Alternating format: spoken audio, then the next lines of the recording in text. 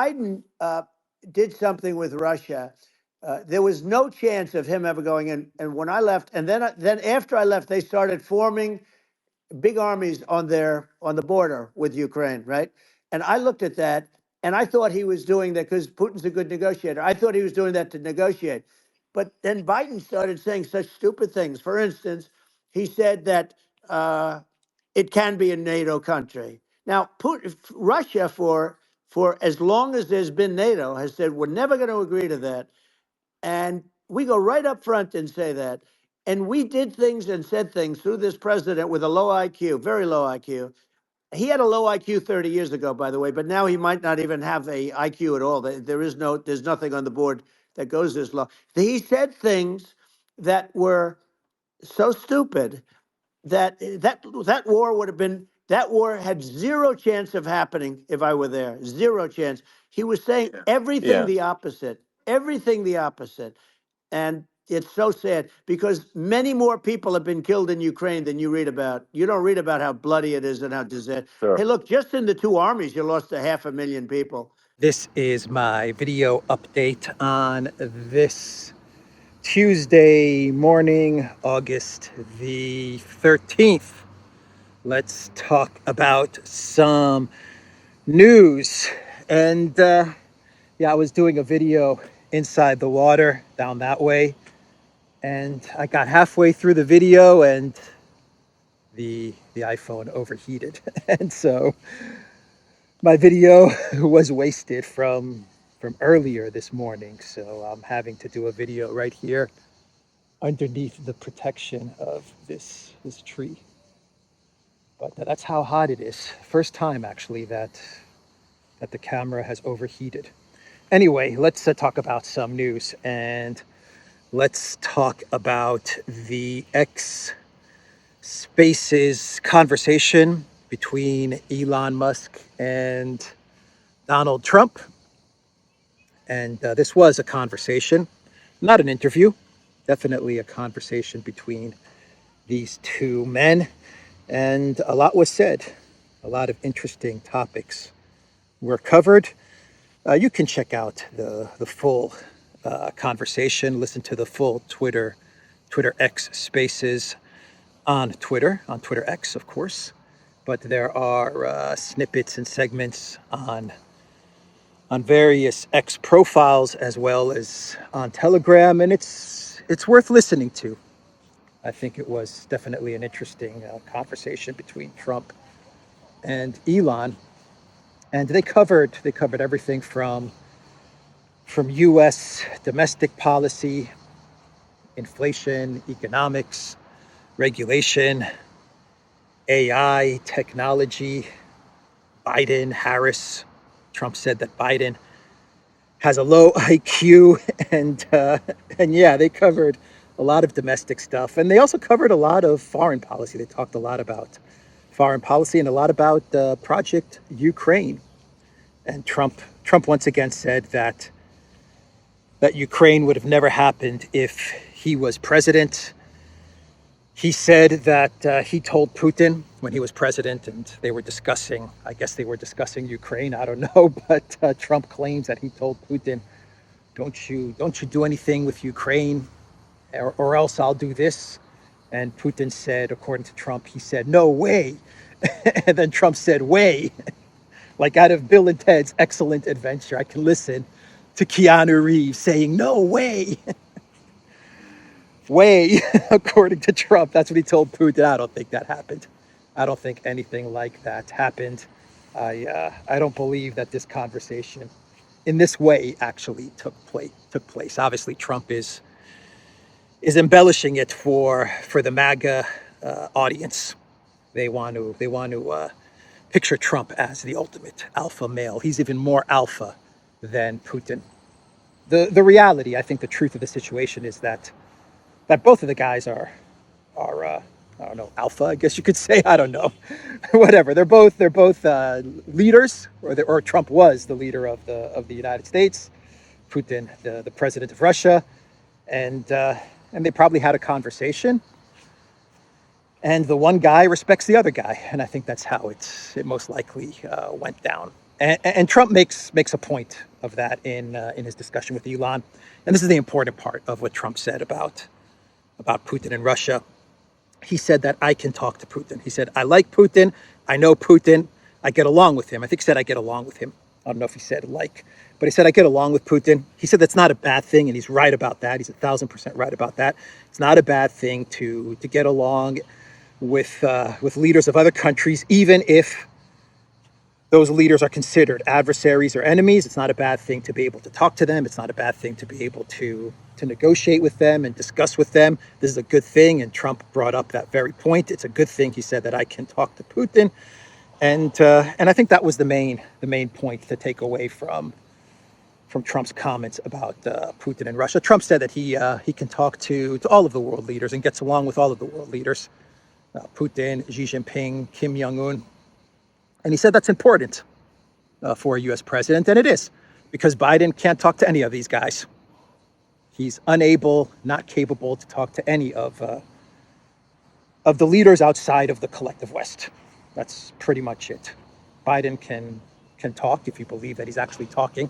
He can talk, negotiate, discuss with only leaders of the European Union, Trudeau in Canada, and Australia, New Zealand. That's about it. That's it. But that's what Trump said about Putin, about Ukraine. He said it was a mistake for Biden to talk up NATO for Ukraine. He said that he would have done the exact opposite, because everyone understood that Ukraine into NATO was a red line. That was the red line for Russia.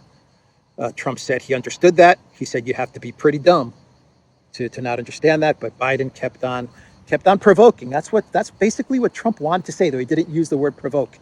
But Trump wanted to say that Biden was provoking Russia. That's what he was getting at. Elon told Trump that he received a letter from the European Union, from Thierry Breton, who's the EU commissioner. And this guy is in charge of EU censorship and communication and stuff like that. And Elon got a letter from Thierry Breton, and he told Trump about this letter.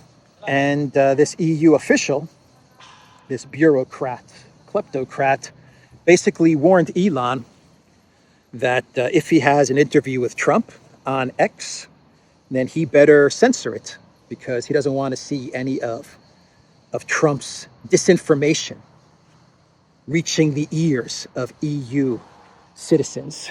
That is what Breton said in this letter to Elon Musk. He is warning Elon Musk, according to the EU DSA law, the Disinformation Security Act, or whatever it's called, the Directive for Security Act or Detection of Safety Act. I don't even know what DSA stands for, but this is the law that the EU put in place in order to protect EU citizens from disinformation, because the European Union knows best.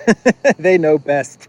They can police speech in order to protect Europe from the evil disinformation of Trump and Elon Musk. So Thierry Breton sent Elon this letter right before the Spaces conversation started. And Elon talked about this letter from this EU official. Actually, here is the ex-post from Thierry Breton.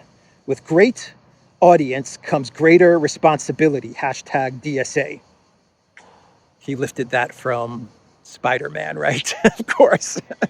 With great audience comes greater responsibility. That's so original, Mr. Breton. So original. Referencing Spider-Man. Oh boy, #DSA. As there is a risk of amplification of potentially harmful content in the European Union in connection with events with major audience around the world, I sent this letter to Elon Musk. Quote, we are monitoring the potential risks in the EU associated with the dissemination of content that may incite violence, hate, and racism in conjunction with major political or societal events around the world, including debates and interviews in the context of elections. Wow, what a letter from the EU to Elon Musk. Could you consider this election interference? I think you could. I think the United States could label this as the EU interfering in elections, interfering in U.S. U.S. domestic policy, U.S. domestic issues, interfering in U.S. free speech. Absolutely.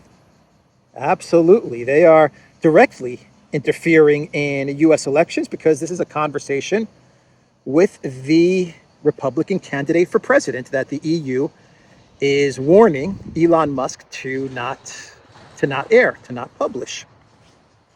I read a comment underneath this post from Thierry Brenton, and the commenter said that if if the Zuckbot, were to interview Kamala Harris on Facebook, then you know that the EU would not send any such letter to the Zuckbot warning him about disinformation if it was Zuckerberg interviewing Kamala Harris, right? That would never happen. But when it's Elon interviewing Trump, he gets this warning. And that's what this is. It's a warning from the EU to Elon. So definitely election interference from the European Union. And Elon Musk, he responded to Brenton's letter with this. To be honest, I really wanted to respond with this Tropic Thunder meme, but I would never do something so rude and irresponsible. And you can see the Tropic Thunder meme on your screen right now. So Brenton, he throws out a Spider-Man line, and Elon Musk responds with the Tom Cruise Tropic Thunder meme. Well played, Elon. Well played. So Brenton, he also said that the European Union, threatening X and Elon Musk, they would use their full toolbox to deal with X's dissemination of misinformation or disinformation, right? They're going to use their full toolbox. They love that. The European Union loves that toolbox phrase, huh? Ursula telling Maloney, we've got tools. And now Thierry Brenton saying we're going to use our full toolbox. The only tools that I see in this whole situation, in this whole narrative, are coming from the European Union. I think those are the only tools in this entire story. But yeah, that's what Elon Musk told Trump. And you know, Trump's response to this letter and to this threat was Trump saying that he doesn't like the European Union. That's pretty much what Trump said. He really does not like the European Union. He thinks they're a bunch of freeloaders. He thinks they're a bunch of freeloaders. There's a bunch of imbalances in trade between the U.S. and the EU. And Trump said that the U.S. gives protection and security and all kinds of things to the European Union. And the European Union basically give nothing to the U.S. As a matter of fact, they prohibit the U.S. to trade with the EU.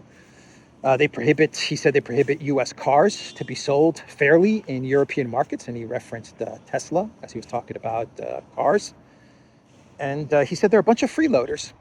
We give them everything and they give us nothing. All they do is take our money and take our stuff and our protection, and they give us nothing in return. That's pretty much what Trump said. And now you understand why the European Union is so terrified of Trump, why they hate Trump so much, because they're afraid that if Trump becomes president, he's going to stop the money flow to the European Union. He's going to stop the money that all of these EU kleptocrats are getting from the United States and from the US taxpayer. And they get all this money for nothing. And the EU has gotten used to all of this money flowing to Europe for nothing in return. And they don't want it to stop. And that's why they're doing everything they can to try and prevent Trump from becoming president. So that is what Trump said about the European Union. He really does not like the EU. That is crystal clear. I actually get the impression that Trump respects, I don't know about like, but he definitely respects Putin and Xi Jinping and BRICS, Modi. He respects all of these guys a whole lot more, or he actually does respect these guys. Where with the European Union, he has no respect for any of these bureaucrats in the European Union or any of the leaders in the European Union. You really get that feeling from Trump. So let's now talk about Putin. And Putin had a meeting with his security team, security officials yesterday, and Putin, he announced that he is appointing Alexei Dyumin to run and coordinate the counter-terrorist operation in Kursk. Now, Dyumin, he is the right hand of Putin right now. He's the presidential aide, like the vice president to Putin. That's his current position in the Russian government. Many people believe, as I do, that he is next in line to become president of Russia. He's being groomed, prepared by Putin to become president of Russia, and that would be a very good choice because Dyumin he's a military guy. I believe he's a general in the military. His father, I believe, was also in the military. Was a general for in the Kursk. He's from Kursk, in the Kursk region, so he knows Kursk very well. Dyumin, his family's from the region, but he was the governor of Tula, and he's very respected in the military. I think he's very respected in Russia, in general. They have a lot of respect for Dyumin. At least that's the impression that I get. And he's very, very smart, very competent, very clever, very capable leader. And he's now going to be coordinating the CTO in Kursk. Actually, Dyumin was the guy who was put in charge of Crimea in 2014. He coordinated the operation in Crimea to save Crimea from Nuland and her advancing hordes that were moving towards Crimea in order to take Crimea in 2014. And he's the guy that coordinated everything and basically protected Crimea and coordinated effectively Crimea, then accession into the Russian Federation. So he's the guy that actually headed the operation in Crimea in 2014. So he knows what he's doing, and I think that Putin is I don't want to say he's testing him, but he's giving him this type of responsibility because if he does become president of Russia in the future, if this really is the guy that's going to become president, then he's got to know how to deal with these types of problems, these types of difficulties.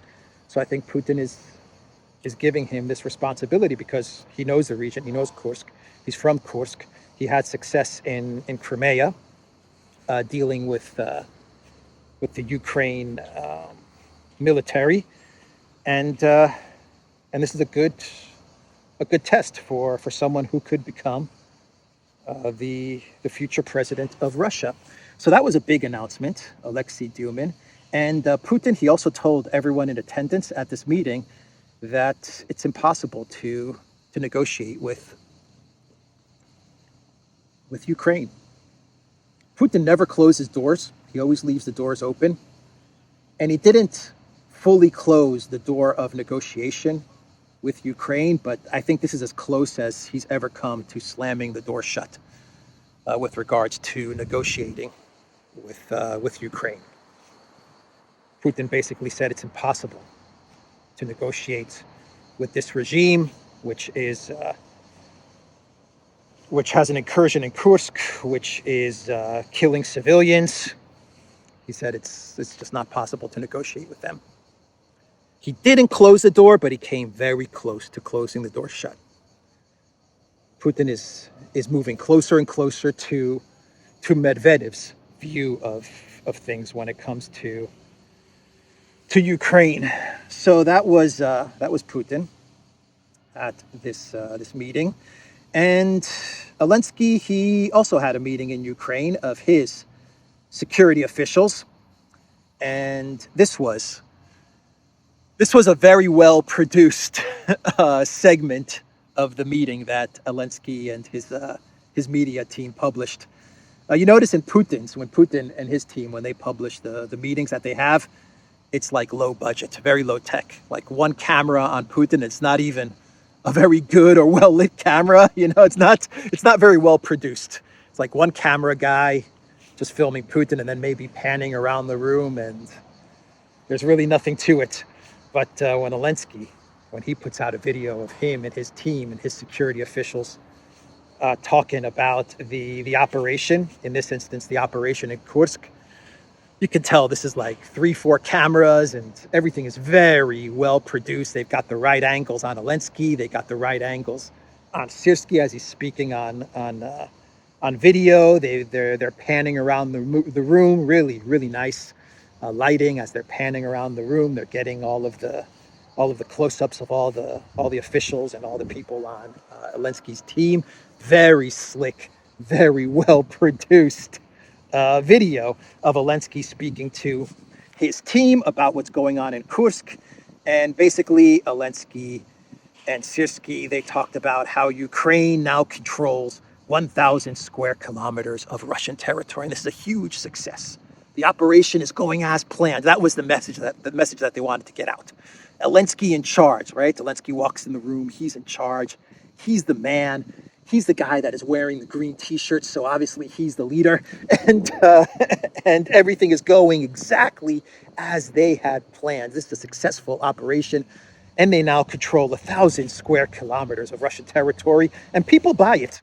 When Zelensky says we control this amount of Russian territory, or Reuters or the collective West mainstream media run articles about how Ukraine now controls X amount of Russian territory in this Kursk operation, and I think this is just, it's just not accurate. These are not accurate statements. This is not accurate reporting from the mainstream media. What does it mean, control?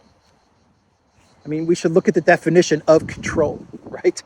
Does Ukraine really control this territory in Russia? It doesn't look like that. It doesn't look like that at all. It actually looks like Ukraine's in deep trouble. They control nothing. If anything, Ukraine is out of control. They have no control inside of Russia. The reports that I'm seeing is of a Ukraine military that is either in panic and they're not capable of retreating, and so they're unable to retreat, and so they're trying to dig in as Russia is pounding them with their fab bombs and their artillery, or of Ukraine military in small little groups, small little platoons, running around various parts of Russia, terrorizing civilians, but not controlling anything. That's the impression that I get. This is very misleading when they say we control. It's the equivalent of saying I control this area just because I'm here. Because I'm here, I control it. I don't control any of this.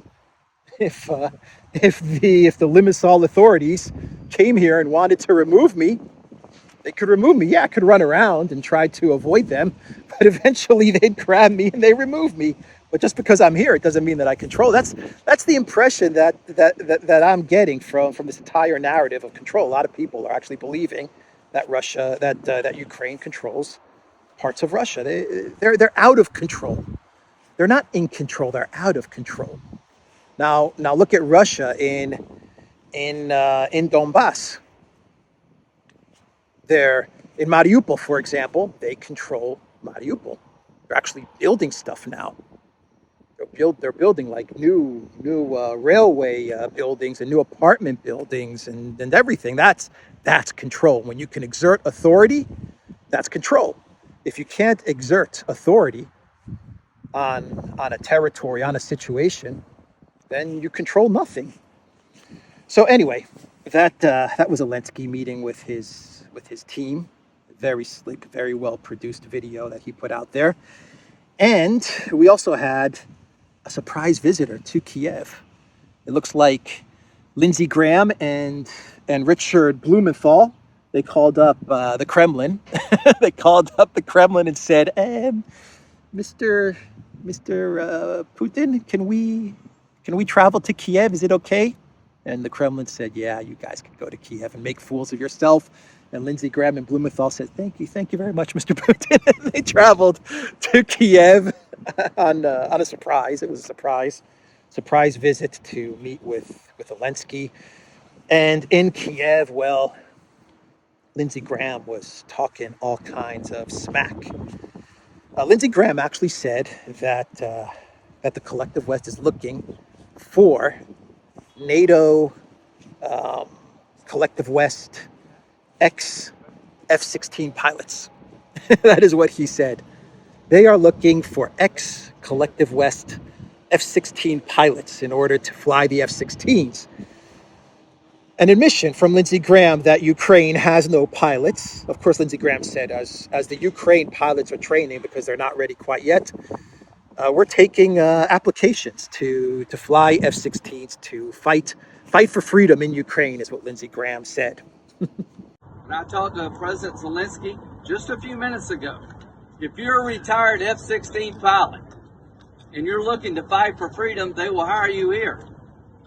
They're going to look throughout NATO nations for willing fighter pilots who are retired to come help them until they can get their pilots trained. So we're going to get these jets in the air sooner rather than later. And we're looking for pilots who are willing to fight for freedom as the Ukrainians train their own pilots. You have to be a pretty dumb ex-F-16 pilot to sign up for this job. I mean, you have to be really, really dumb. certain annihilation to take this gig. I wouldn't do it even if the US government paid me $5 million. I would not do it. I'd be like, hell no. Are you crazy? I'm not going to fly an F-16 into Russia or to fight the Russians. Hell no. You do it, Lindsey Graham. But yeah, Lindsey Graham said it. That is what he said. We are looking for F-16 pilots. That is pretty, that's pretty sad. That's pretty sad and pretty pathetic, if you ask me, to make a statement like that. But when he was asked about the Kursk invasion, Lindsey Graham said, when I think of the Kursk invasion, bold, brilliant, beautiful, keep it up, end quote. What I think about Kursk, bold, brilliant, beautiful. Keep it up. Putin started this, kick his ass. Let these people fight. Give them weapons they need to win a war they can't afford to lose. Bold, brilliant, beautiful. Lindsey Graham, he does love them wars, doesn't he? Lindsey Graham, whenever he visits Ukraine, it's always bad. It's always bad for Ukraine, not for Russia. Whenever Lindsey Graham visits Ukraine, then you know that Ukraine is in for more punishment from Russia, as Lindsey Graham is going to push them to do some destructive and crazy things that are not in their favor. But Lindsey Graham's going to push them. Keep on fighting until the last Ukrainian, right? That's Lindsey Graham's policy for Ukraine. You keep on fighting until there's no one left. Unfortunately for Ukraine, they still allow this guy to dictate policy. But yeah, that's Lindsey Graham. He made his visit to Kiev. He also threw out the line about how Russia said Kiev will fall in 3 days, but it turns out that in 2.5 years you are already entering Russia. That's what he said. He said, we are proud of your leadership. Zelensky said, it's bold and awesome. We are proud of your leadership. The only person that said Russia would take over Ukraine or Kiev in 3 days was Mark Milley. Russia never said that. No one in the Russian government, no Russian analyst, no one in the Russian media, no one in Russian society, no Russian blogger, no Russian singer, no Russian actor, no one said Russia was going to take Ukraine in 3 days. Mark Milley said it. Mark Milley made this up, and they attributed it to Russia. And they've been running with it ever since. This is very, very effective propaganda. But people still believe it. They still buy into it. But Lindsey Graham said that to the Zelensky regime. Very proud of you. Keep it up. And Graham promised more money and more weapons to Ukraine. He said he's going to talk to Biden. Right? Talk to Biden. Okay. He's going to talk to Professor Biden, get more money and more weapons. And Graham is someone that Trump has in his inner circle. Bad move from Trump to associate with Lindsey Graham. Very bad move. Did I say that that Lindsey Graham said that Ukraine should continue to kick Putin's ass? Did I say that already? Anyway, he told the media that Ukraine should continue to kick Putin's ass. What a dumb statement from Lindsey Graham, huh? What a dumb statement. And this is just a terrible visit from the optics of it. The optics of it are terrible for the United States. They should not have told Lindsey Graham to go to Kiev. Whoever approves these trips, whoever it is in Congress, should have told Lindsey Graham, no, don't go to Kiev, because if you go to Kiev now, as we have this incursion into Kursk, all you're doing is that you're giving Russia the confirmation that we were part of the Kursk incursion. We actually, as the United States, we actually strategized and put together this Kursk operation.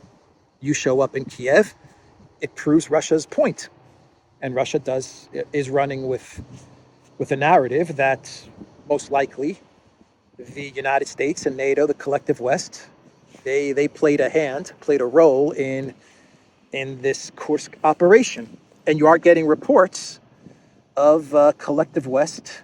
Let's call them mercenaries. Let's not call them soldiers for this video. We'll call them mercenaries. But you are getting a lot of reports from Russian citizens in Kursk, that a lot of the soldiers that were firing at them and going after them were speaking in Polish, in French, and also in English. And so Lindsey Graham and Blumenthal showing up in Kiev at this point in time, talking up the incursion and being all giddy and happy about it, all you do is you make Russia's point. That's all you're going to do. This was a really dumb idea. Very dumb. These are the times where if you're the United States, the U.S. military, or Congress, or the deep state, these are the times where you lay low. Even if you strategize this Kursk incursion, you zip it up, man. You don't say anything.